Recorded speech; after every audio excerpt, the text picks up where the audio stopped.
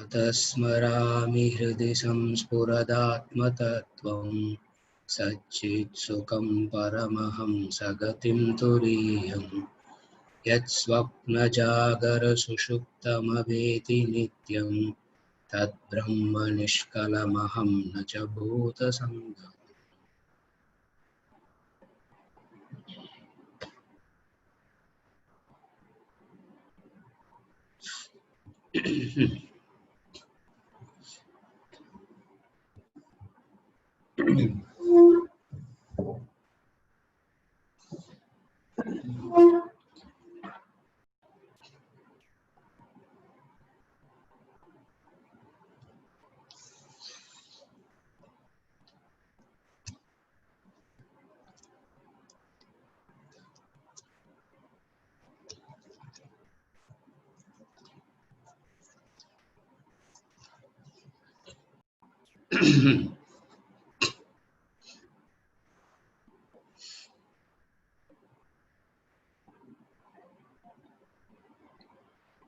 Vijay is asking a clarification. As concluded previous class, actions cannot give anything permanent. All four means of actions, purification, attainment, are also discussed and falls under the action lists. Attainment is permanent or the destiny. Then why actions termed as no permanent output? Kindly clarify. Vijay Rangan. Yes, sir. What are you trying to say? I'm not able to understand. Last week it was discussed and it has been concluded. Actions won't give any permanency in the actions. Actions won't give any permanent result. Yes, sir. Yes, correct. So, but action, this is, for example, now we are getting attainment, or attainment is a part of the permanence only, sir. We are attaining something, and this is a permanent only, now, sir. Attainment of, you mean attainment of liberation? Liberation. It's a part of action only. Yes, sir. Yeah. Now, Vijay Rangan, when it comes to moksha, we have said it any number of times. Moksha or liberation is not an attainment. You don't attain moksha. Okay. Because attainment implies you are not that. You have to do some actions to get that. Any attainment implies that you are not that, and you have to do a set of actions to get that. If moksha becomes an attainment, it means it is a product of an action. Number one. If moksha becomes an attainment, it means you can lose it also. If moksha is an attainment, means you can go on making it better and better and better. When it comes to moksha, none of this is possible. So that is why I said in the previous class also, some basic some basic formulas has to be very clear. The basic formula is Tattvamasi. You are that already. That itself is a statement where it says that it is not an attainment. The human ego always like to achieve something, because in any achievement, the human ego can feel a pride. It can say, I did it. I did it. I deserve it. It's my hard work. The ego can claim so many things in action and the result. That is why that's why the human mind always has an attraction to action and the result, because it can always say, I did something. When it comes to moksha, liberation, as we discussed verse number 3, action is a product of ignorance. That's why certain formulas, certain fundamental formulas of Vedanta is too difficult to digest. And without digesting those formulas, we are studying Vedanta also. Not only we are studying Vedanta without digesting this, we come and ask, why am I not getting the benefit also? How is it possible that I can study without digesting the formula and also ask why the benefit is also not coming? Are you able to follow? Sir. Because these are the fundamental formulas. The benefit of studying a Prakarana Grantha, the benefit of studying an introductory textbook is this. In the in the Upanishads, these ideas are all over the place. Like for example, we spoke about the two. In the introductory verse to Atma Bodha, we spoke about the two. One is the Anubandha Chatushtayam and another is the Sadhana Chatushtayam. Anubandha and Sadhana, two words, that's all. Don't get worried about the Sanskrit words. In the introductory verse itself, we saw two things. One is the Anubandha, another is the Sadhana. Chatushtaya means 4. Anubandha Chatushtayam we saw as the 4. Who is the who is the candidate? What is the benefit? The Vishaya, the Sambandha, and then the Pala. That is the Anubandha Chatushtaya. And then we saw the Sadhana Chatushtaya. Sadhana Chatushtaya as in Viveka, Vairagya, Shat Sampati, Mumukshatva.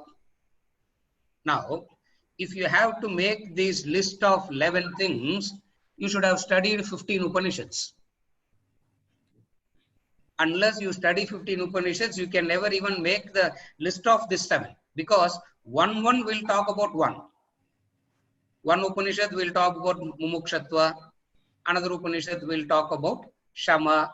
Somewhere he will talk about Dhamma. Somewhere he will talk about Viveka. Now, all this is combined and sequentialized so that it is, the formulas are very clear.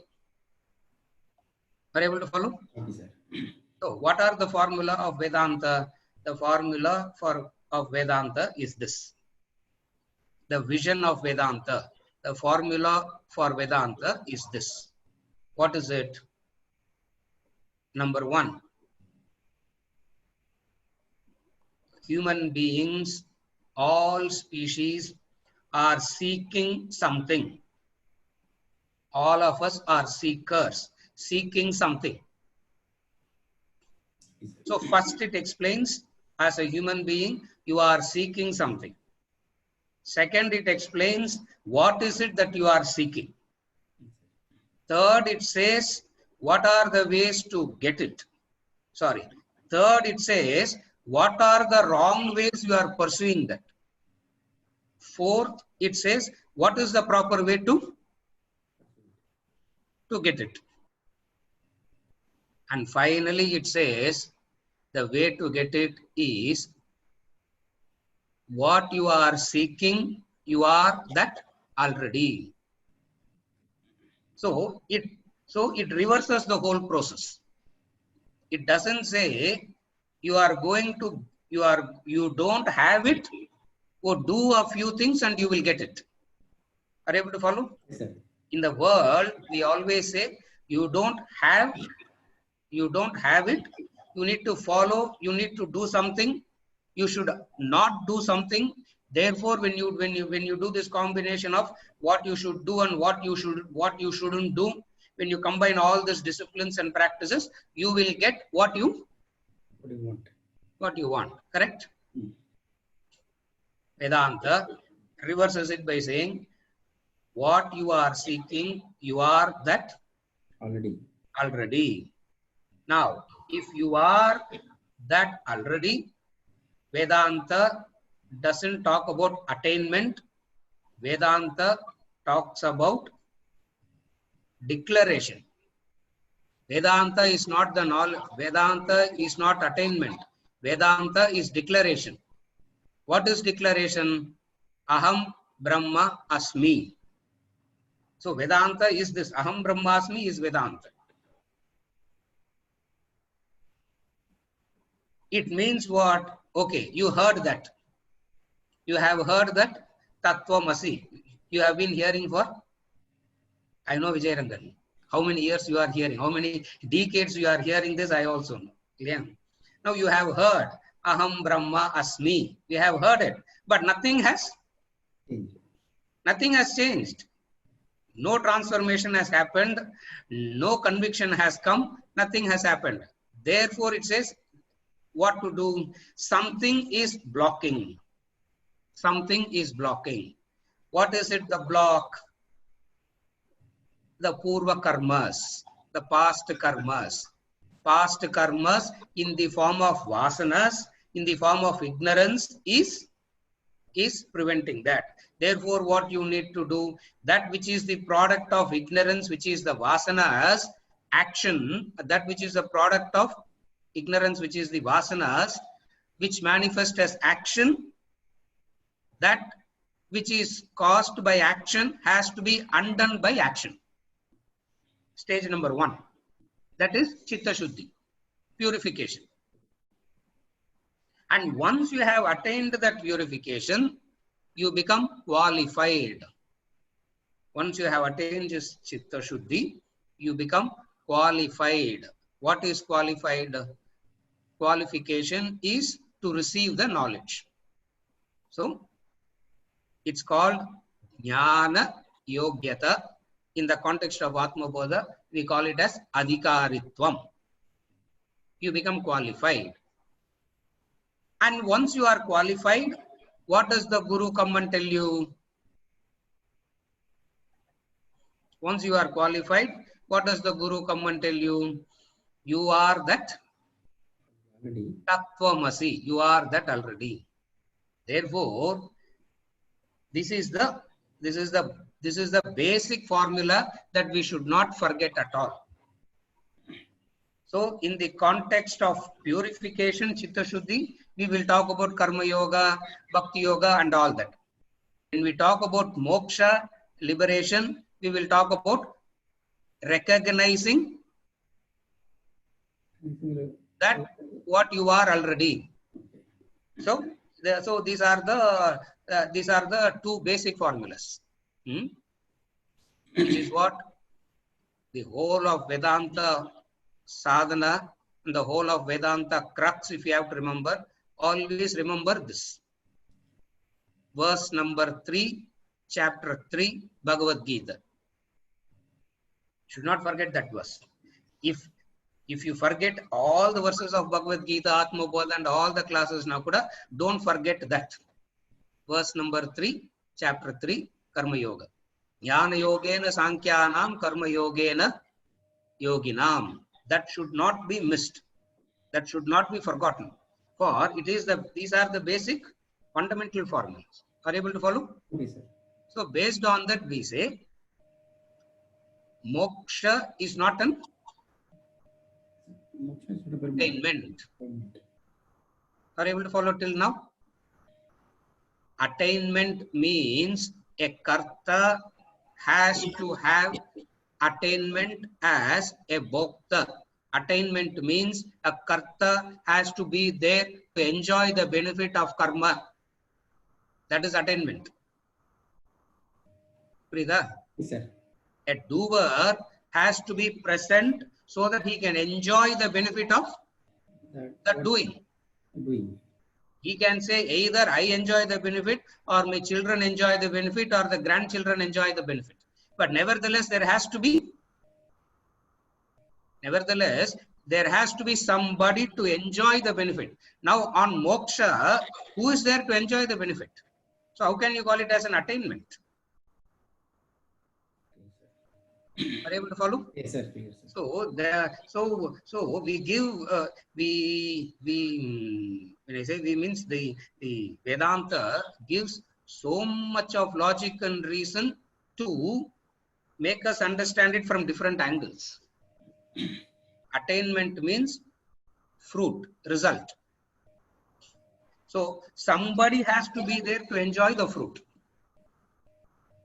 Now, you plant a rose, you will be there to enjoy the benefit because it comes very fast. You plant an oak seed, 500 years later, it becomes an oak redwood tree. Now, you will not be there to enjoy the benefit, but at least your grandchildren, so somebody will be there to attainment means somebody has to be there to enjoy it, to receive it, enjoy it, experience it. On moksha, who is there like that? There is nobody. Are you able to follow? Yes, sir. Two things that is important. One is Sakshan, what is he saying? Verse number 3. Aviroditaya karma na vidya vidivartaye vidya vidya mihantyeva tejastimira sangavat. Action cannot destroy ignorance. The cause of bondage is what? According to Vedanta. Not according to Vedanta. When I say according to Vedanta, means the truth of life. The truth of life is the cause for bondage is ignorance. And this ignorance manifests as action. How can action remove ignorance from the core? So ignorance is removed. You can't even use the word removed. See, because all the words that we use in English language has an accent on verb, the doing always. That is why the English language is very difficult to communicate the Vedantic knowledge, because it is always about knowing, doing. So all involves, and all the words involves an action. That is why when we come to real crux of Vedanta, we quickly move on to the Sanskrit word. Like the real crux of Vedanta, when we say Shraddha.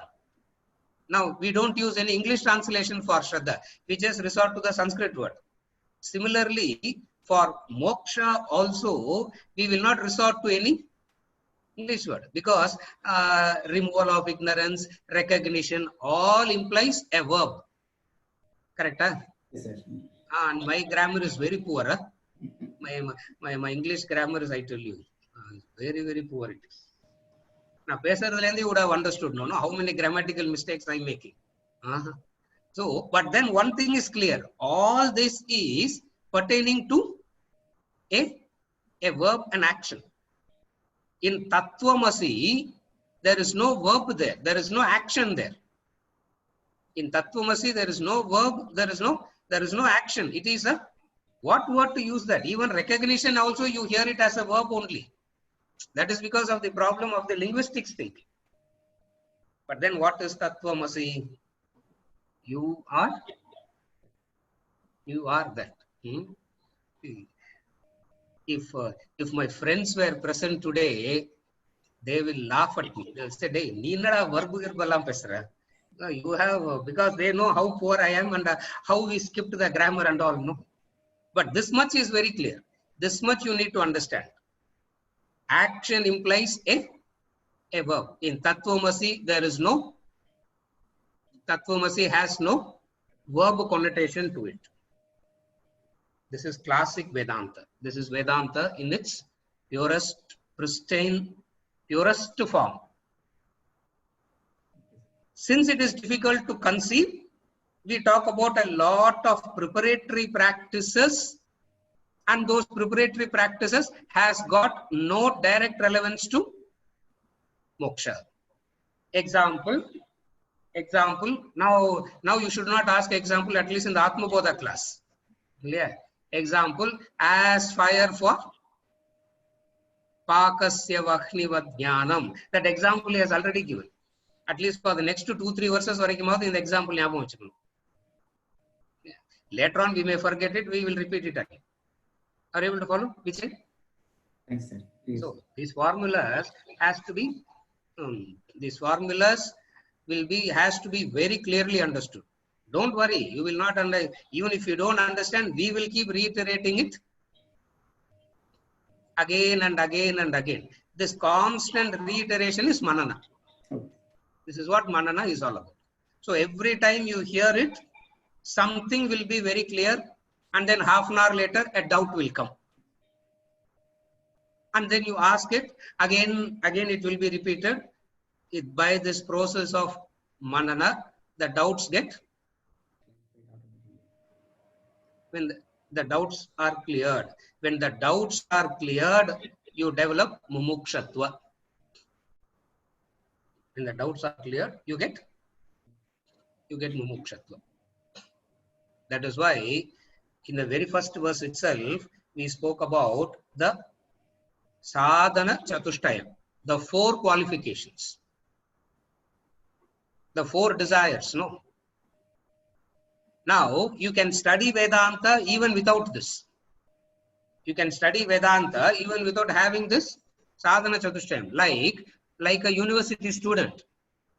Like a person goes and study Vedanta in Benares Hindu University, he is not expected to have sadhana chatushtayam and all. The teacher says this is called sadhana chatushtayam. The teacher also doesn't know it. The student also by hearts it, writes an exam and passes it. Yeah. நம்மளோட ID commissioner மாதிரி. There is an IT commissioner sitting in the class, no? She will also go and study, pass an exam, get the certificate. The teacher is also not knowing what is the sadhana chatushtayam because the teacher has not done it. The student also has not. Are you able to follow? Yes. Now, if you have the sadhana chatushtayam, the 4-fold qualifications, knowledge, Vedantic knowledge speaks to you as it were. If you don't have these 4-fold qualifications, Vedanta will be a very good subject that will satisfy the intellectual, curiosity. The logic and the reason and all that will be very satisfying, very convincing, but the benefit will not come. So, what is it? The sadhana, the sadhana chatushtayam is a preparatory stage to understand the concept, the truth that Vedanta is trying to explain. Are you able to follow, Vijay? Yes, sir. Thanks, sir. Thanks, sir. Yeah. There is another clarification which has been pending for a couple of weeks. The difference between there are 2 qualifications we spoke about. Srima had this clarification. We spoke about 2 things. One is tranquility. In the Shat Sampati, one quality we spoke in the Shat Sampati when we are discussing verse number 1 is tranquility. Another qualification he says is a calm mind. So the clarification is the distinction between tranquility and calmness. Am I correct? Yeah, okay. So, the calm mind and tranquility. Now, what we talk about as the calm mind here is, please refer to verse number 1. This clarification is from verse number 1.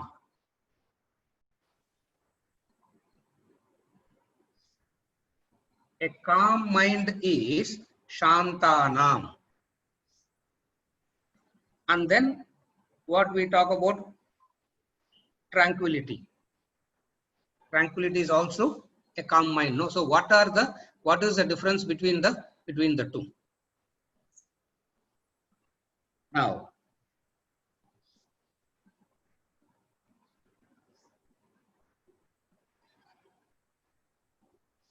a calm mind is a general state of the seeker. Tranquility is what you can call it as short term and long term. A calm mind is a long term thing that is required for assimilation, for Shravana and Manana. Tranquility is a short term, like what we call as short term benefit and long term benefit, short term concentration and long term concentration. Now, tranquility is, at least as I am doing the Shravana, when I am listening to the Guru Vakya, when I am listening to the teaching, I shouldn't be occupied with so many other things. At least for this period of time. That is tranquility. So Shravana becomes better. Now, a calm mind is a general state of the aspirant. The general state of the spiritual seeker is a calm mind. That calm mind is because of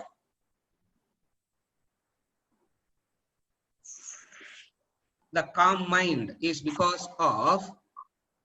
shift from extroversion to introversion, which is a very big change.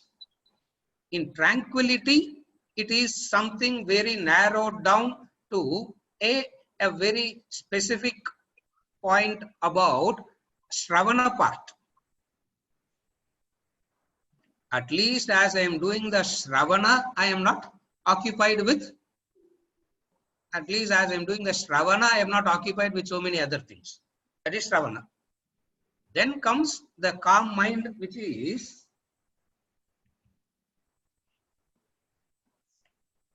a seeker has to do a lot of karma yoga. The seeker has to do a lot of karma yoga. And one of the essential requirements of karma yoga is a calmness. Why do we say the essential requirement of calmness is a calm mind? Mind becomes calm when it is not worried about the result. A patient mind is a calm mind.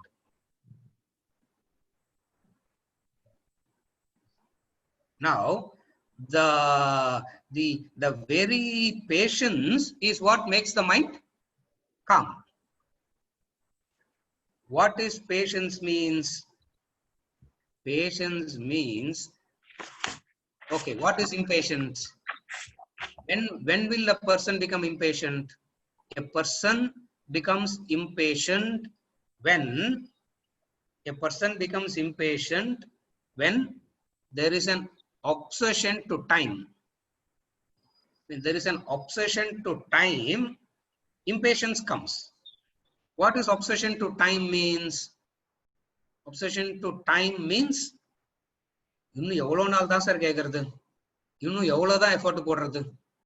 I have been listening for many years, so much of effort also I am putting. So there is a agitation as the sadhana is practiced.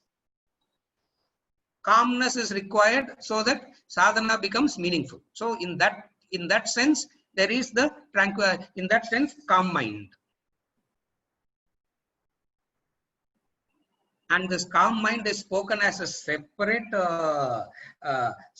quality. Annihilation of sins through the practice of austerities, a calm mind. A calm mind is spoken as a separate practice because a calm mind implies patience. A spiritual aspirant cannot afford to become impatient. Impatience means result orientation. What is impatience means? Impatience means result orientation, and the very result orientation is so agitating. So the calmness goes. So what is the Karmayogi understands the formula. The success of an endeavor is of two: prayatna plus anugraha.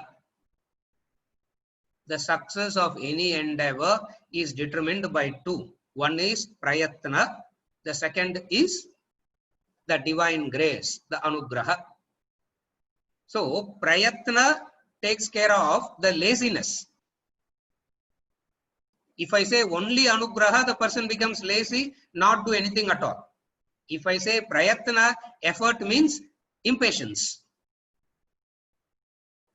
So two factors. Calm mind means a person having taken care of these two factors. And in today's world, impatience and result orientation and speed and fast and efficiency and all is seen as a virtue, and impatience is seen as a sin. In Vedanta, it is exactly the opposite. It says you have to be patient. Why you have to be patient? Because the backlog you don't know. You do not know the backlog. What does it mean? Moksha is a project for many lives. Moksha is not a one lifetime project. Moksha is a project that spans over many lives. Therefore, that much consistent effort is required. The result orientation makes the person impatient, and impatience means agitations. So, who is a seeker? Now, why does a seeker needs a calm mind? The calmness is an indication that he is patient.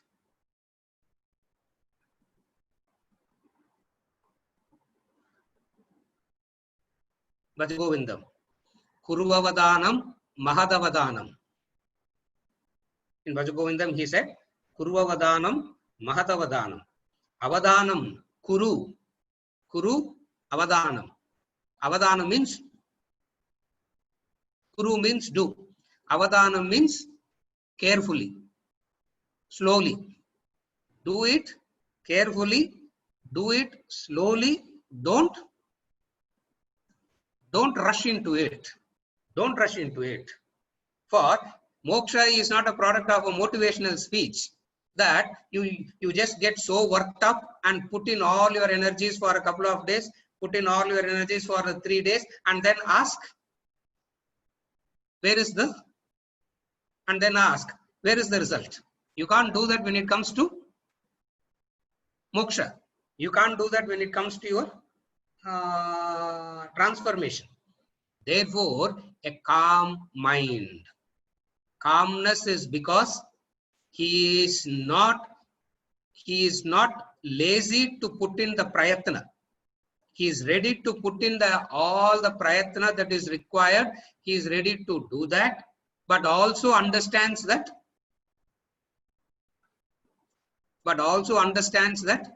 the result is not dependent on this. So, a calm mind is a fundamental requirement of a spiritual seeker, more so in the modern days, because today are the times where everything has to be done in a efficiency, speed. Speed means, efficiency means, better means it has to happen. It has to happen now, today, immediately, instantly, fast. If we say it will not happen immediately, instantly, fast, another fellow will relax and not do anything at all. So either the mind goes into one extreme of laziness and not doing anything at all, or it goes to the other extreme of effort and get agitated about the result. So a calm mind is one who is not a result-oriented seeker. Calmness is because of the not having the result orientation about the seeking. During the during the course, any difficulty, any problem we take to Swamiji, his standard answer is follow the schedule. That's all. Follow the discipline. Follow the schedule. The answer is more irritating than the very thing. Huh? The answer he gives is more frustrating, more irritating than the very doing itself. What is there? What is there so magical in that schedule that everything is going to get sorted out by doing that, by following that? But then over a period of time, when I say over a period of time, Naka, even now I will not say I have understood it fully, but over a period of time, it becomes more and more clearer that becoming impatient is not going to achieve anything. Calm mind as a mathematical formula. Calm mind equals sincere, not serious. Sincere, not serious. Adhan calm mind. This you should have lived with the guru to see that. Obviously, straight away Srima can relate to what I'm saying. If you have lived with the guru, you know. Whatsoever he does it so sincerely, but not serious about anything. Now the sincerity is in relation to the doing, seriousness not serious because unconcerned about the result of it. So the calm mind is a product of these two. What is the product of these two? The calm mind is sincere, not serious. A seeker has to develop this attitude. So he says in the very beginning itself, don't get excited. When he says don't get excited means don't get result oriented. That is a calm mind. Tranquility is a short-term concentration. What is the short-term concentration? At least when I am doing the Shravana for this 1 hour 15 minutes, I am not occupied with so many other things. I am fully focused here. That is tranquility. So both, one you can call it as short term, another is you can call it as a long term, and the long term is what is truly beneficial. The long term is what is truly beneficial. And what is the long term tranquility means? Not being a person, I'm summarizing it again. A person who is obsessed with time will be highly agitated.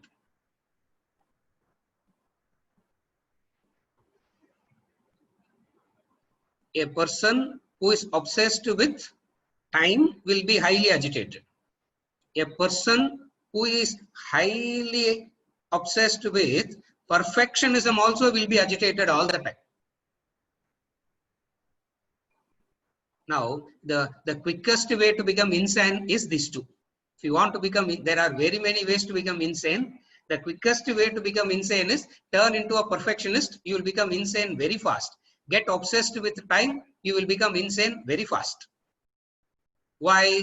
Because everything looks very, very slow, very lethargic. Everything will appear wrong after that. Nothing will be right. Everything will appear lethargic, slow. But then it is very difficult to talk about these qualities nowadays, especially nowadays, because these are the days where we are so brainwashed to believe in,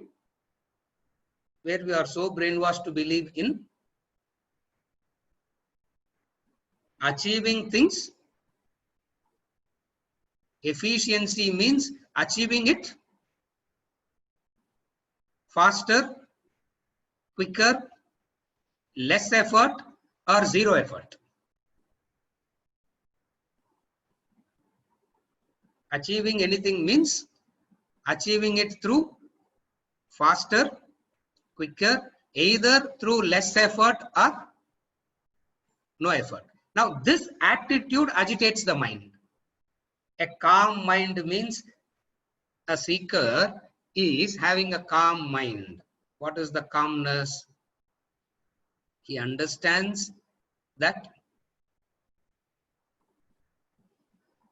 the three factors of the time, the perfection, and shaucham, shuddham. These three has to be rightly understood so that you are making an effort to transcend it, but not agitated while doing the sadhana to get over it. That is the calm mind. And if you see the seekers, all the seekers, when I say all means most of the seekers will have a problem with one or two.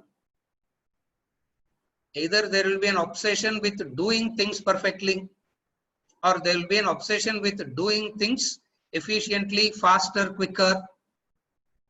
And all these agitates the mind, as a result of which what happens? The effort is done, but the result is not coming. That is why it's called vyartha. The Sanskrit word is vyartha, futile. It goes futile. It goes futile. Why it goes futile? Because I do the right thing on one side and I undo it on the other side. So this is the quality of the calm mind. If we say don't be so impatient and all that, then we say, oh, does it mean Vedanta is saying you can do it very relaxedly? It means is it not? Does it mean efficiency can be compromised and all that? Only Vedanta talks about nahi kaschet kshanamapi jatu tishtatya karma krit. Action is the insignia of life. Inaction is not allowed. Till die with your boots on.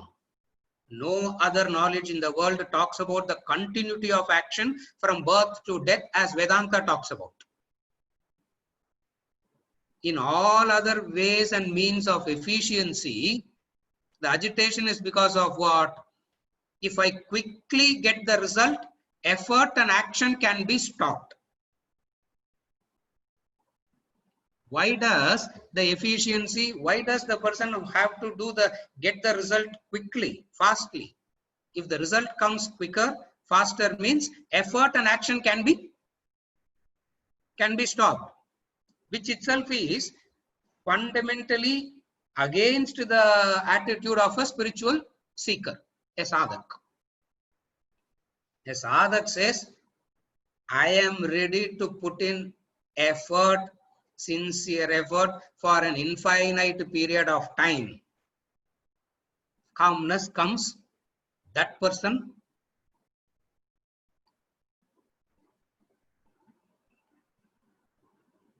tragically, I won't say tragically, conversely what happens is, the moment the person gets this attitude, he starts experiencing results coming. I won't say quicker, faster. Results start coming. So what does it mean?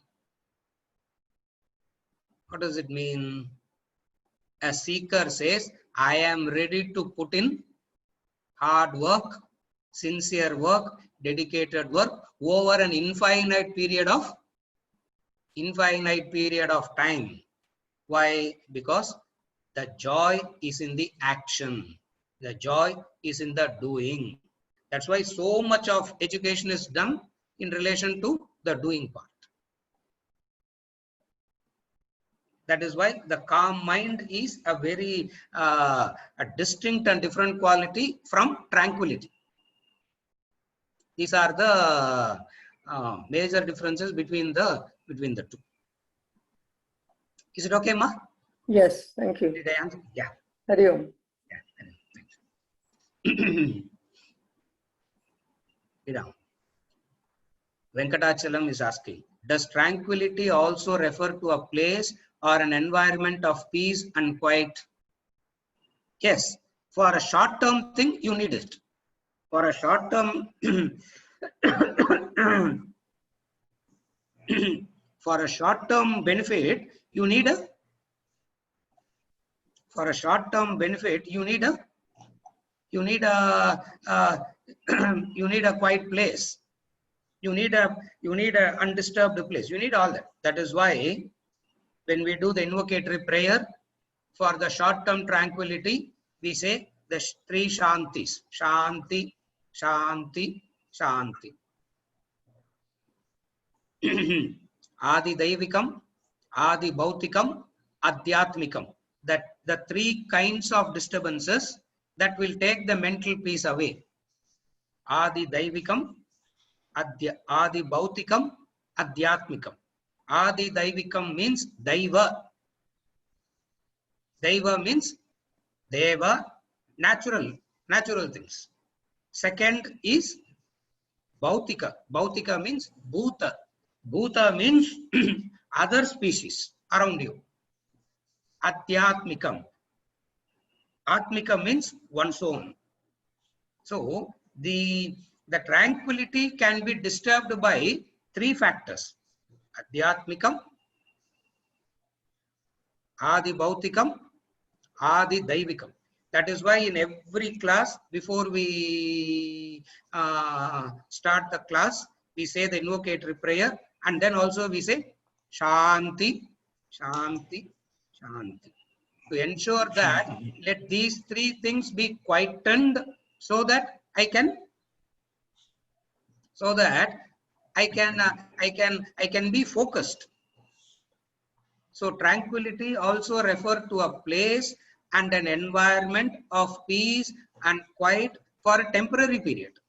That is why we call it as a short term, because now over a period of time we need to develop the inner capacity to be yogaratova, bhogaratova, sangaratova, sangavihina. That is the ideal in the long run for a spiritual sadhak. Wherever he is, whatever he is, he should not forget the goal is the long-term pursuit. But the short term is he is in need of a quiet place, a quiet environment of all this. That is why we ensure that the place is quiet. Switch off the phones. Now in the Zoom class, quietude and all is very difficult because there are 5 people in the house. Everybody will keep walking up and down. So you have to move from one place to the other place. Even if you can't move from one place to the other place, they will come and ask you, where is the glass? What do you have? What do you want for breakfast? So some kind of disturbances will come and it will take the calmness away. So for short-term concentration, you need this thing. What are the things that you need? A quiet place, a conducive environment.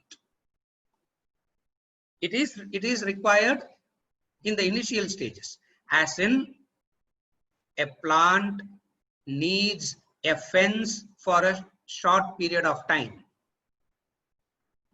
The plant needs a fence for a short period of time. Now, the purpose of the fence is what? The purpose of the fence is the plant outgrows the need for the fence.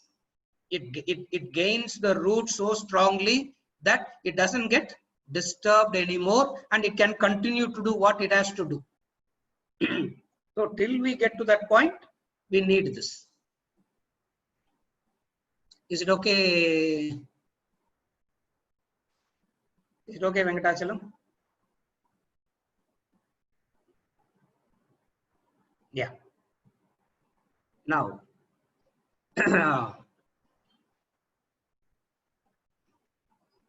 Sriram, the world validates smart work over hard work. Correct.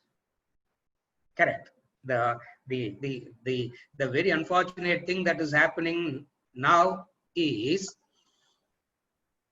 The efficiency of the work is determined by how quick the result can be.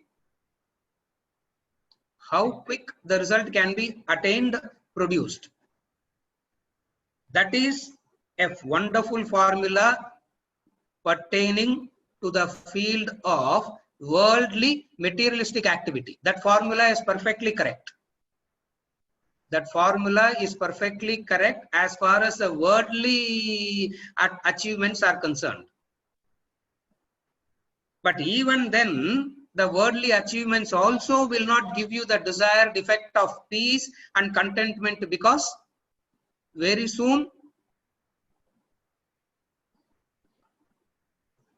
the yardstick keeps changing. So again I need to go back, and also for the worldly success, for a worldly attainment, for a short period of time, this is applicable. But even then, it will not allow the person to enjoy the benefits of the hard work. Now, when we're talking about the patience here, when we talk about the patience here in the context of spiritual growth, sadhana, the accent has shifted to the effort, and the effort will not produce the result in the way that I have conceived or expected. In the world, there is a clear conception, there is a clearly you conceive what should be the end result. What should be the end result? There is conceiving that, and then you work backwards, and then you work so many, and then you work on so many other formulas. I'm not going into those details because we all know that. When it comes to Vedanta, the end result is infinite by nature. What we are asking for, the end result, is something which is of a permanent nature, of an infinite nature. Since the result that we are asking itself is of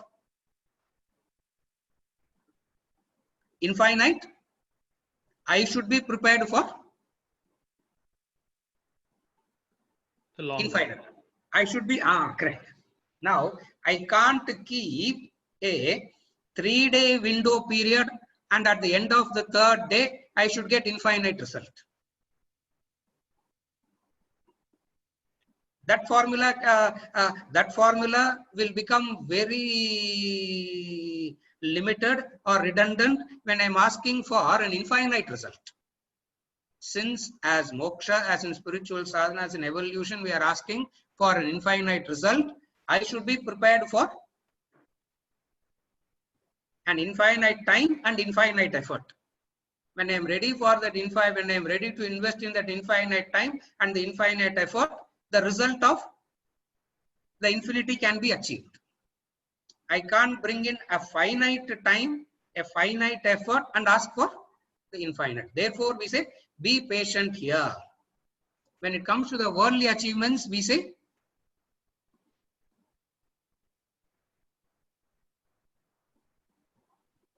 faster, quicker. Why? Because there are so many other also running along with you. And the success there means who gets it first is success. Suppose you discover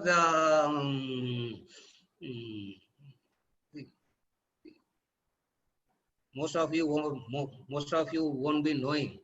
Sri Ram's whole lifetime vision is in discovering a drug for something that is life-saving. That's what he is studying. That's what he is working for. Supposing if he founds a drug for COVID-19, let us say, and if he is the 10,000th fellow to get it, or he is the first fellow to get it, there is a difference. For sure. That is because a limited result, and whoever gets it first, somebody has to go and get it first. Therefore, therefore the methods adopted there is very much applicable to that field of activity. Here, what is the fight with? The fight is not with the others. The fight is not with one's own self also. It is not that you are fighting your own self also. Because any fight implies action, aggression, ignorance. So here, the fight is not with you, nor the fight is with others. What is it that we are trying here? What you are is what the other is. What the other is what you are. If I am Brahman, who's the other? The other is also Brahman. If the other is Brahman, then who am I? I am also Brahman. Oh, எல்லாரும் ஈக்குவலா சாரிங்க, எல்லாருக்கும் ஒன்னாயிடுவோமா அப்படின்னா ஃபன்னே இல்லையே. Are you able to follow? Therefore, the formula here is something, it works on a slightly different angle. So, Aravind uncle, also நான் மேல இன்னொரு அந்த கேள்வி கேட்டிருந்தேன். Yeah, I'm just going there. Correct. The other clarification is, because we have vasanas due to purva karma, so does that mean we need to act on our vasana and fulfill our vasana, but make sure that we don't have a lingering effect, or in other words, it itself doesn't lead to another vasana? Perfectly correct. That is what we call as swadharma karma. You need to function according to your field of activity, according to your nature, according to your vasana. You need to do that. Perfectly correct. Even if it is relatively unselfish, like social service, I am doing it because it gives me some satisfaction and joy. Correct. Even if it means that you need to do it, the field of activity doesn't change at all. So how do I use action to get out of the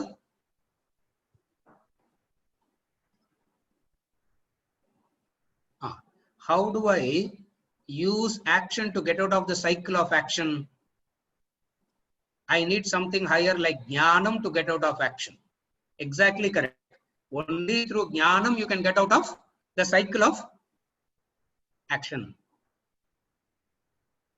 To get out of action, using action is akin to failing and using the same means to succeed and overcome the issues caused by action. How can this be? Then why do they say action purifies? Are you able to follow what he is asking? I have to work according to my field of activity, even if it is unselfish by nature.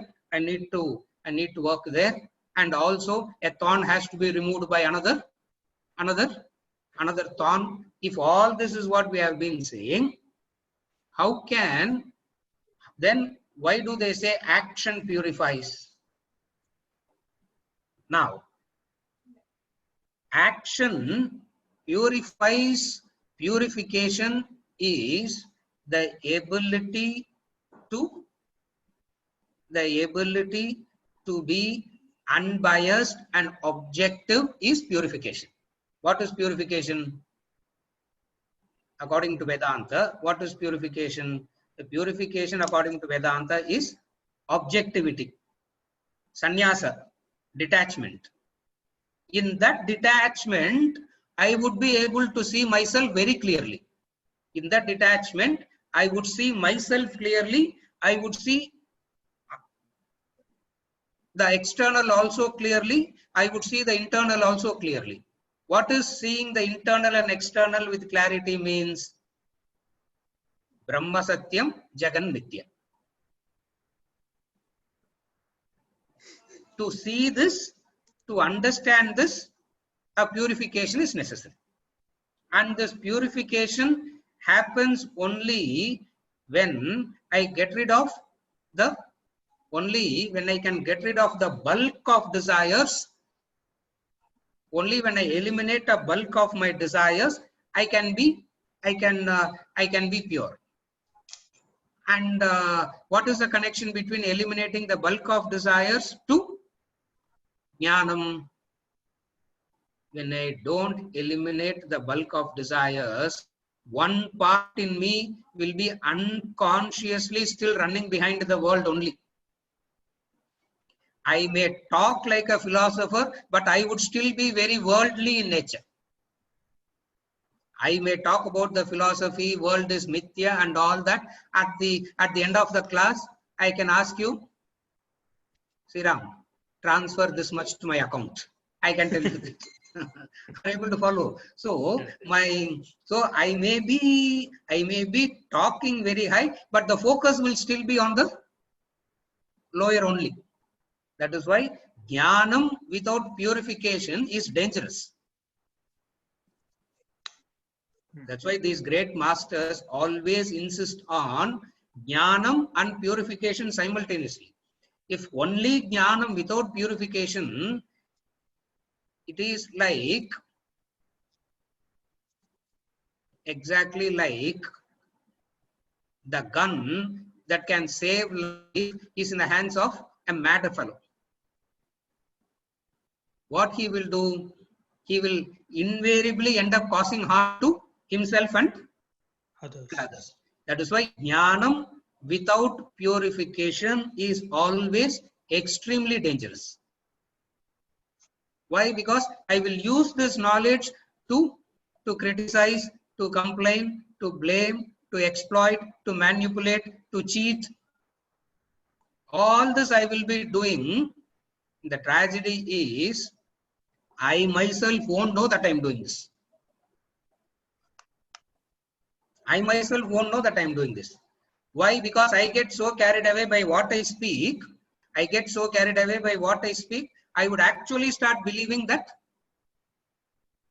So much I talk about moksha and liberation, I can end up thinking that I am a liberated, self-realized person already. No. So it means the jnanam is not intending, the jnanam is not giving me any recognition. In fact, the jnanam is only reinforcing my ignorance. Previously, if I was a worldly egoistic person, now I will be a spiritualistic, a spiritual egoistic. Andam tamaha pravishanti. Isavasya Upanishad. People enter into greater darkness. Those who gain this knowledge without inner purification enter into andam tamaha, greater darkness. Isavasya Upanishad says this. Kathopanishad says this. In Brihadaranyaka also he says this. Andam tamaha, greater darkness. Once the person gets into greater darkness, what will happen? The sign of the person getting into greater darkness is he will start teaching the others. He will start giving discourses and teaching the others. Therefore, all these, the Shastra, the Guru is aware. Why? Because they have gone through this process. They would have gone through this. Maybe they also would have fallen. Maybe they also would have fallen once or twice into all this. So they know the pitfalls and they insist on purification is a very vital step that goes along with jnana. இதுல ரெண்டு விஷயம் இருக்கு Aravindan uncle.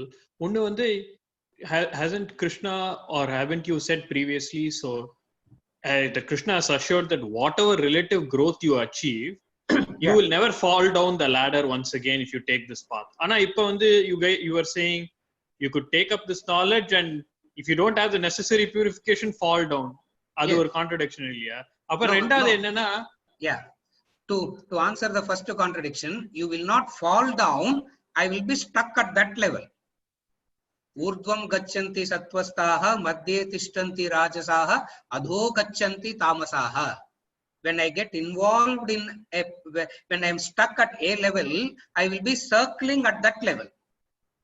So there is a fall, and then there is a circling at a level, and then there is a evolution. Now, according to Vedanta, even circling at a level is also a fall only. That's why we say, if I have risen to 70%, I will not go back to 60%, but I will be circling at the enjoyments and benefits of 70%.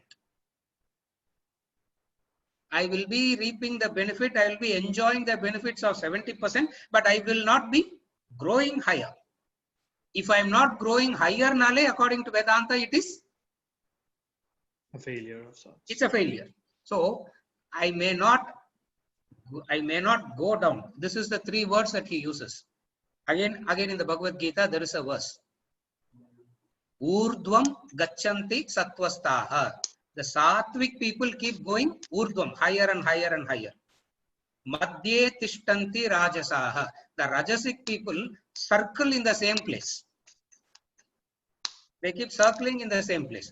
Adho gachanti tamasaha. Adho means, that's why Tamil lo kuda adho gadi we say. Adho gachanti means the lower path. So there is no contradiction here. This is as far as the first one is concerned. Seriya? The second one is enna, Vedanta talks both ways. One, it says, like you said, action is the insignia of life. I have to die with my boots on. Yes. And action itself means you attain, the very nature of action means you attain something. At the same time, Vedanta says, Correct. Moksha it transcends action. Correct. So the thing is, it says act, and hopefully you keep purifying yourself. But Right. finally, what you hope to attain is beyond action. So it's like it's like they Sriram has become like Arjuna of Bhagavad Gita now. Tadekam vada nischitya ena Sri Arjuna told Krishna in the 3rd chapter, first 1 and 2 verses of Bhagavad Gita. Arjuna told Krishna, tell me one thing clearly. Mati pesa kudadu. Eka vada nischaya eka vada. First of all, are you clear in what are you saying? Now, it is very simple, Sriram. When we talk about action is the insignia of life, the context is, it is the advice relevant to the Karma Yogi student. A seeker in the initial stage of the path, action is highlighted to him. So whenever we talk about action and the importance of action and the benefit of action and all that, who is the context?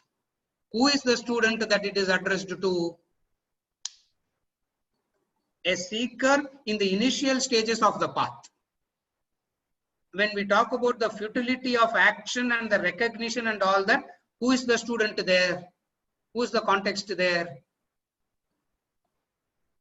The context there is the evolved student. So Vedanta talks to both the student. Now, that is why in Prakarana Granthas, we talk about, they talk, not the Prakarana Granthas, we call it as Veda Anta, no? What we call as Veda Anta, nale there has to be a Veda Purva. Antamna or Purvam irukano. Yeah, end means there has to be a beginning. So what is Veda Purva? What is the beginning of Veda? The beginning of Veda is action. That is why the Veda Purva talks about Karma Kanda. It talks about action and everything related to the action. And then once the person has matured and come to Veda, and then once the person did all that rightly, he will reap a benefit. So Veda Purva has to be studied first and practiced first. And when he does this Veda Purva properly, rightly, he will derive a benefit. What is the benefit? The benefit of Veda Purva is Mumukshatva. So Veda Purva, Mumukshatva, Veda Anta. So when a person has come to Veda Anta, what is taken for granted? That Mumukshatva is his goal. He has the Mumukshatva and he has done the Veda Purva, which is the karma where he has mastered the karma kanda, he has practiced the karma kanda, he got the results of the karma kanda, and also understood the relative limitations of karma kanda. Idella taken for granted there. All this is taken for granted there, and to him, that's why in Upanishad you will never find any of the systematic development of thought. They straight away, since they talk to a mumukshu, the discussion goes on a different plane. In the name of what we study as Vedanta now, in the modern day context, is these two segregations are not there nowadays. Therefore, what we do, we keep talking both. Why we keep talking both is because first, the Shastra has to persuade you to do action, and also the same Shastra has to educate you from the beginning itself that don't get carried away or stuck in the action. So what we do now is Veda Purva formula mari nagam vechukonga, it becomes easy. Veda Purva Mumukshatva Veda Anta. That's why you go to a Brahma Sutra or the Upanishad, which is pure Vedanta. You will, for example, take the simple example. Isavasya Upanishad starts. How does the Isavasya Upanishad starts? Purnamada, Purnamidam, Purnat, Purnamudachyate. Now they start with a very high concept straight away. Isavasyamidam sarvam yatkincha jagatya. They start with the highest definition straight away. Why? Because it is implied and understood that the student, the listener, is having mumukshatva. Mumukshatva he has developed because he has thoroughly understood the Veda Purva Bhaga. What does Veda Purva Bhaga means? Veda Purva Bhaga means action, understanding action, doing the action, reaping the benefits of the action, and also understood the futility of this. So he has gone through all these, as a result of which he has developed mumukshatva. Are you able to follow?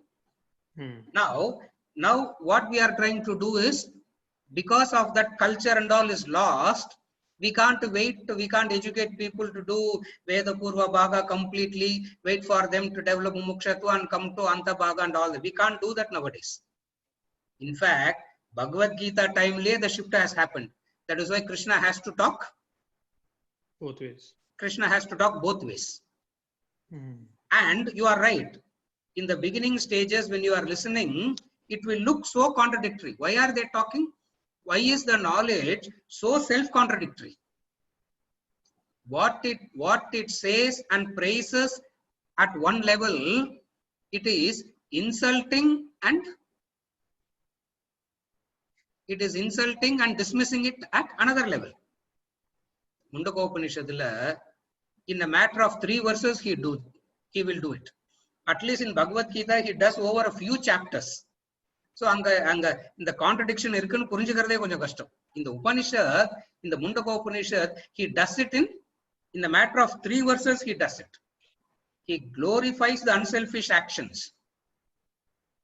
You will go to the Swarga, you will go here, you will go there, you will get the benefits of all that. And the person is so inspired to get all that. Next verse, Plava hete. Fools will do all this. If fools will do all this, now why did you even speak about it in the first place? For 2 reasons. One is, if you are tempted by any one of it, you are not yet ready for Jnana Marga. You will know it. If you are tempted by any one of that, you know that you are not yet developed for Jnana. You are not yet developed for the pure knowledge. It means you have to go back and do a lot of Karma Yoga.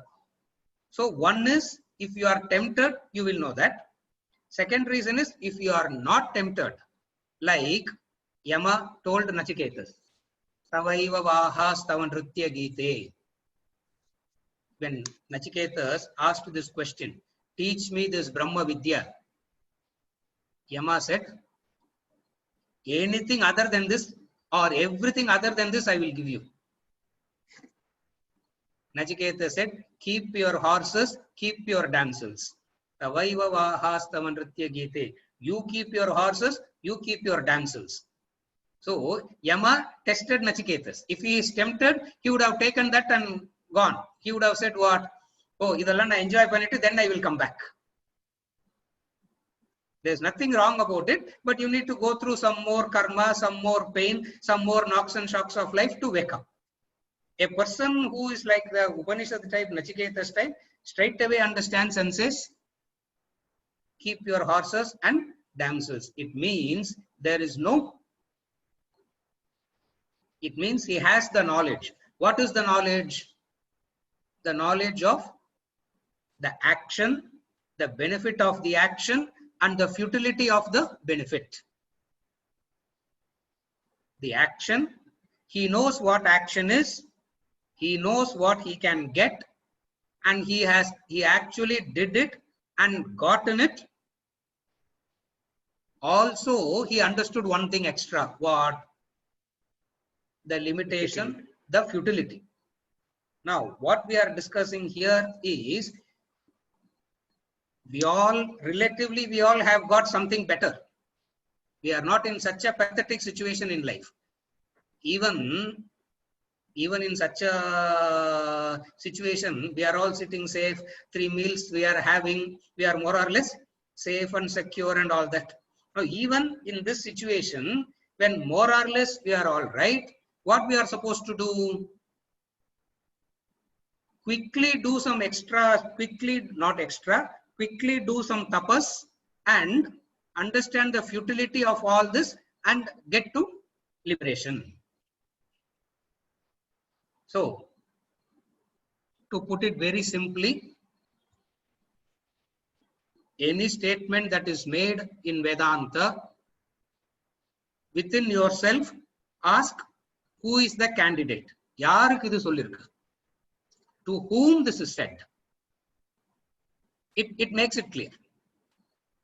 Are you okay? And idhe mari, you said Yuga Yugama, we should be ready for the long haul to attain this moksha. And at the same time, he sings Aye Ati Sulabham.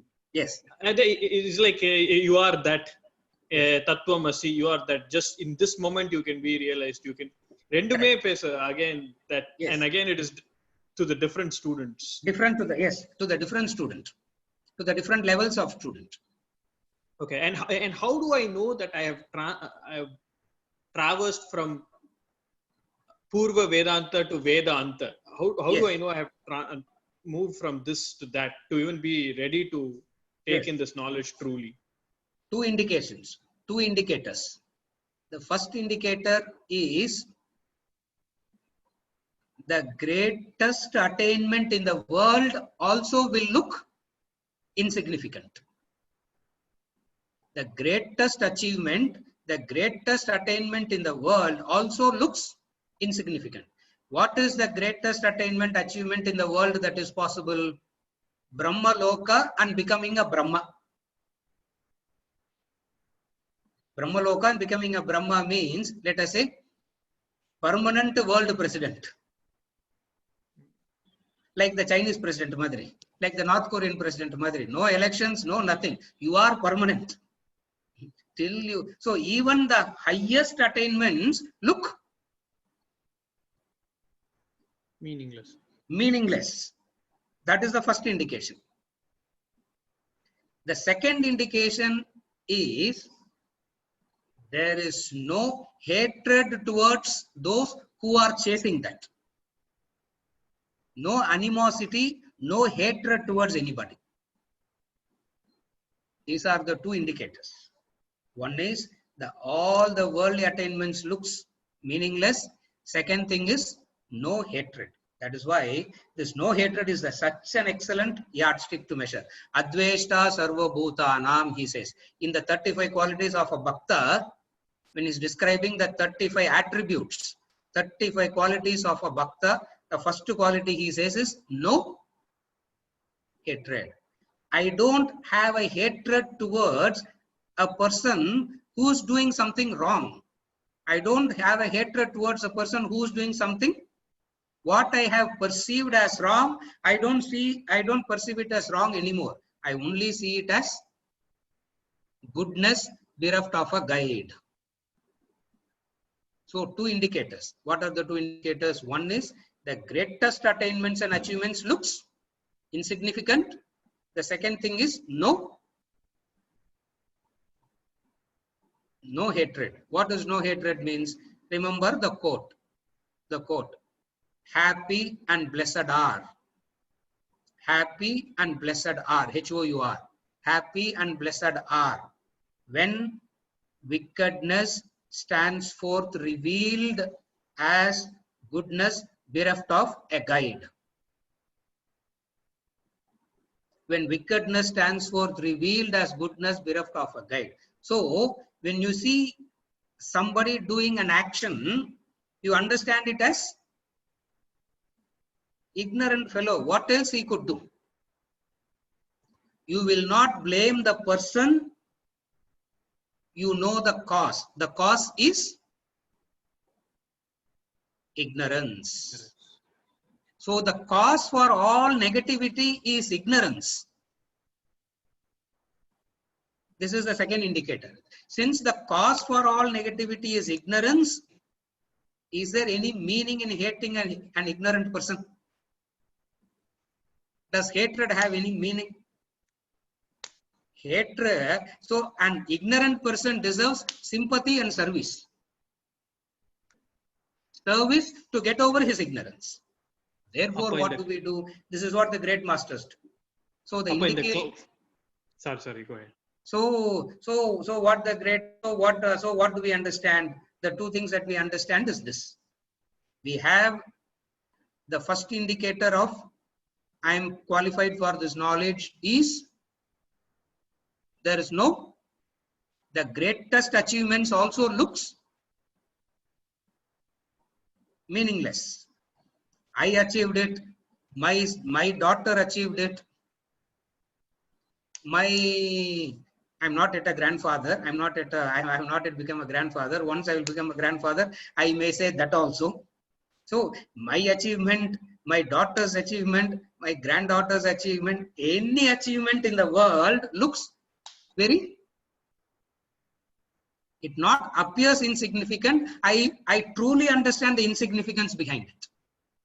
That is the first indication that I have matured for Vedanta. The second qualification is my understanding of life is, it is all, there is no hatred towards anybody because it is because of ignorance. It means ignorance deserves sympathy, compassion, and service. Now, if I have to help the other person to get rid of ignorance, what I should have gotten, what I should have done to myself first? I should be free of ignorance myself. Swadhyaya Jnana Yajna. That's where he says, removal of one's ignorance is the greatest benefit that you can do to yourself and you can do to the society also. This is the shift from the Veda Purva to Veda Anta. But those two qualities themselves are very, very high in my opinion. And first one is you have to be an extremely successful person to have experienced the highs of life. Correct. Unfortunately, what people do is people take a defeatist attitude in life and take to Vedanta. எல்லாம் அடி வாங்கிட்டோம் இப்ப at least Vedanta அது கத்துக்கலாமேன்னு அந்த மாதிரி முதல்ல நிறைய பேர் இறங்குறோம். That is why those people don't derive the benefit of Vedanta at all. Because even though they come to Vedanta, their temptation is still in. That is why Vedanta achieves success. Correct. That's why they come here and seek the Vedanta formula to go back and achieve success outside. The worldly thing only. That is why they will not derive the true benefit of Vedanta. You are correct. And the second one was you need extreme purity to have no Ah. dislike, and almost that purity the is very much presence. important. The presence of the mind is the nature, like you said, raga and dvesha. It likes to associate Correct. and disassociate. Correct. So to have that level of purity wherein you see everything without being tainted with dislike, even Yes. hatred is a very strong word. Yes, Dislike itself is very hard. it is very hard. No doubt it is very hard, but that is the goals that is set. That's the ideals that is set. Yeah. Veda Purva, Mumukshatva, Veda Anta. Veda Purva means, how do you know that you are qualified? One is the greatest achievements will have there is no elation because of that. Number two, there is no hatred. Yeah. Sanjeev Malhotra.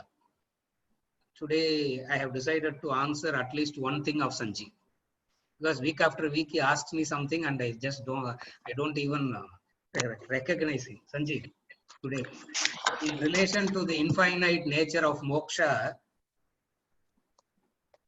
any percentage of growth is irrelevant to moksha, isn't it? Correct. There is no percentage of growth in relation to moksha and all. That is why it is not from 99%, it is infinite. No percentage is relevant as far as moksha is concerned. Sanjeev, correct. Yeah, sir, I was relating to your example last Yes. week of the millions and zillions years of darkness Correct. eradicated in, Yes. in not even a second. Correct. Therefore, here it is very clear. There is no percentage for any number of finite additions. The answer will not be infinite. Yeah, so I think the only thing we can rely on is the pointers, like you said. Pointers, correct. Pointers only. Very Thank you, correct. Yeah. Lakshmi, purification like Japam. How do we recognize such people who preach without purification and we keep away, even though what they are saying is correct, even though they don't follow? A person saying the right thing and if they are not following it, it is known as dussang. Dussang. You need to keep away from them. You need to keep away from dussang. How do we recognize such people? Bitterness and hatred is an indication of dussang. Bitterness, hatred. Now, how do we understand bitterness, hatred? Bitterness, hatred and manifestation gossiping. That is why we say avoid by avoiding that. Seriya? Whoever does all this, you understand that this fellow has no purification. But some people, they are on the stage and then they're talking like big gurus, but behind, initially we will not know. Yes. Later on only we come to know, but how do we detect at the upfront itself that in the edathukku pokodadu? So we should not go here. At the upfront, you cannot detect, because at the in order to detect it upfront, I need to have that much of clarity within me already. I need to make a few mistakes. I need to follow a few wrong path. ஏதாவது ஒரு 4 தப்பான தெருவுல போயிட்டு தான் கரெக்டான தெருக்கு வர முடியும் கடைசியா. அட்ரஸ் தேடும்போது it is exactly like locating your address. When you are locating your address, obviously you will be misled a couple of times, but then don't give up. You have to continue. You will end up finding the right. When we are following initially, it is so you say, oh my God, these people are saying the right things. Maybe that is the truth. And then it doesn't work for some time, and then also the wrong Okay, concepts of forgiveness. I'll give you a practical tip, Lakshmi. The Okay. practical tip is this. Anybody who promises quick result, anybody who says, I guarantee you this, be careful. Okay. Anybody Oh, who and also, guarantees, anybody who says, anybody who guarantees quick result, anybody who guarantees instant result, anybody who says, anybody who promises things to you faster and quicker, be careful. and also, can I say, anybody who promises, if you do this, you will get that. If you do this, you will get that. Correct. Yeah, that's what I meant. If you do this, you will get this. If you do this, you will get this. Nakala, be careful. For a wise one, the true guru doesn't promise you anything. He says, I will walk with you. You do the effort, I will walk with you. He will not say, I will walk for you. He will not say, I will carry you. He will not say that. He will say, you walk, I will walk with you. And the distinction you remember. That's all. Thank you. Okay? Seriya? And the japam is also part of purification, right? Because now you said you have to, there are two parallel tracks. One is your chitta suddhi and the other one is jnanam. You have to have things parallel. Okay. Yeah, correct. Thanks. Yeah, thank you. So yeah, Vidya, last one and I conclude for today. Vidya, sir, listening to Vedanta classes, influence of it was removing single land from the rice before cooking. Usually we rinse in water, it will go, but was feeling life in ant and mine is the same. Correct. Or alertness varno. You have to be a bit more, careful. And you are right. Knowledge brings about this awareness. Only thing, ensure that you don't get very emotional about all these things. That's all. Only thing that you should be careful is all these are virtuous things to do, but at the same time you shouldn't get too emotional. You couldn't get too excited and start crying and weeping and all these things. Do it, recognition, and trying to bring in this awareness as much as possible. Correct.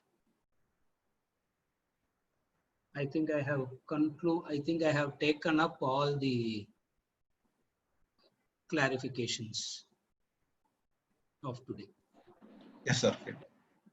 I think I have taken up. There is only one, that is Bala still left. One, that's a very quick one.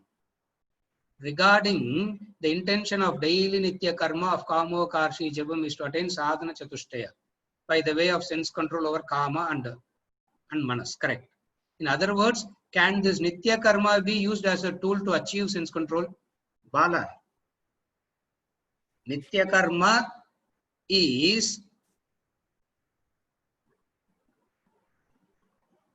the only tool to achieve sense control. This concept of nitya karma is the tool. Can be used as a tool, is the only tool for sense control, Chitta Shuddhi. What is nitya karma? Nitya karma is that which I ought to do, whether I. Nitya karma is an action that which I ought to do, whether I like it or not. That which I ought to do, whether I like it or not, is because of gratitude. I have already. That is why the Veda Purva, as I spoke about the karma, starts with the understanding of the concept of rina. Rina means indebtedness. So the knowledge of indebtedness, and what are you indebted to? The 5 things that you are indebted to. That is why we say nitya karma is pancha maha yajna. The 5 things that you are indebted to: gratitude. Therefore, karma yoga, sense control, all this is driven by this understanding, is driven by this knowledge called rina. Rina means indebtedness. Indebtedness arises from, indebtedness means gratitude. So what is Nitya Naimittika Karma means? Nitya Naimittika Karma is actions done with gratitude. Actions done with gratitude for Chitta Shuddhi, sense control. Bala, is it okay? Thank you. So couple of clarification. One on in this particular context, right? It seems so simple, one-liner punch dialogue, Mari, like Kamo Karshin, Manyo Karshin, right? It's like Rajnikant one punch dialogue, Mari. But why everywhere I hear this is the one of the most powerful, like Tatsumasa Mari, or very powerful sentence. I'm trying because Kamo Karshin, Manyo Karshin, Namo Namaha. Kamo Karshin, Manyo Karshin, Namo Namaha is the mantra that he is referring to. Kamo Karshin, Manyo Karshin mantra is a built-in reflection that I should not be a victim of. Kama is the lust and the mind or the chattering of mind. Correct, correct. So that is why they say before you do the Gayatri, you have to do this Kamo Karshit. Okay. Before you chant Gayatri, you are supposed to say Kamo Karshin, Manyura Karshin, Namo Namaha, and then chant the Gayatri. Why? Because of you bringing in the purification. You are correct. It is like a punch dialogue. The formula. Okay. Okay. Yeah, for a punch dialogue and a simple sutra. It is said in a formula way. Yeah. Or what is onna madrina or punch dialogue. Yeah. Okay. So in the context, in that it is communicated in a very simple way, but it is communicated very powerfully. In that sense, right? Thank you. But in the Chitta Shuddhi la ninga Kama Krodha Madalava Marchari adella sonningla. This seems to kind of being very naive. It seems to handle only a couple of things. One is the mind and the Kama, right? But there are other things also involved in right, as you said, Kama Krodham and all other things. Other control, other handle panliya. Now, when this is a typical style of the Shastra. When one is the first aid, another is the remedy. Okay. Handling Krodha, Moha, Krodha, Lobha, Mada, Matsarya, Bhaya, all first aid treatment. Anger management is a first aid treatment. Manage greed and jealousy are first aid. What is the permanent cure? Is to control the mind and control the Kama. The sense organs, right? Indriyas. Correct. Therefore, one is the first aid, another is the permanent cure. Permanent. Now, first aid is also important. Permanent cure is also important. But people get satisfied with the first aid. Band-aid solution. Now, band-aid solutions, they get very satisfied. Vedanta comes and says, no, go deeper also. That is also necessary. This is also necessary. Second, thank you. Second aspect is regarding the earlier question, right? The Japam clarification.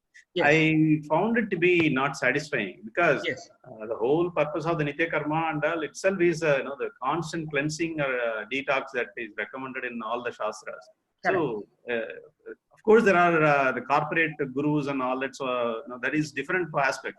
But Vedantic or the Vedic system as Japam is so much emphasized.